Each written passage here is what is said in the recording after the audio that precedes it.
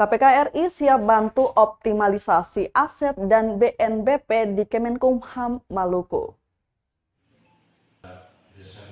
Komisi Pemberantasan Korupsi atau KPK RI berkomitmen akan membantu Kementerian Hukum dan HAM atau Kemenkumham Maluku mengoptimalisasi aset dan penerimaan negara bukan pajak atau PNBP. Hal itu disampaikan Kasatgas KPK RI Dian Patria sebagai bagian dari agenda kunjungannya di Ambon, Maluku. Selain itu, KPK akan bersinergi dengan Kemenkumham Maluku untuk mendorong peningkatan dari PNBP. Sementara itu, untuk optimalisasi PNBP, pihaknya akan mendorong penjualan produk karya seni para narapidana. Selain itu, pendapatan per bulan yang didapatkan dari warga negara asing atau WNA yang masuk ke wilayah Maluku setiap tahunnya.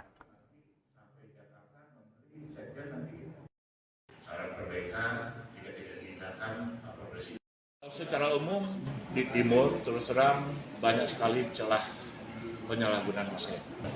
Nah, dengan Kumham kita mau sinergi. Kira-kira apa saja dari tupoksi Kumham yang bisa mendapatkan fasilitasi atau fungsi koordinasi dari KPK, dari keimigrasian, dari Yankum, dari Bina Pemasyarakatan.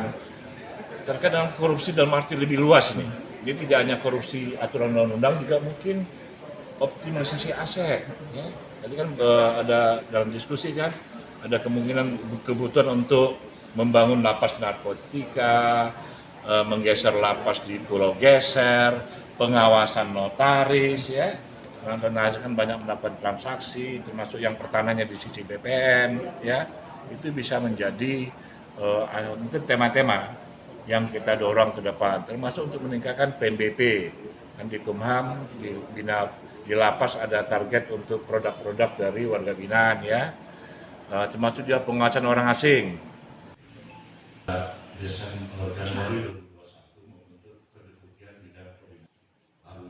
Terima kasih sudah nonton. Jangan lupa like, subscribe, dan share ya.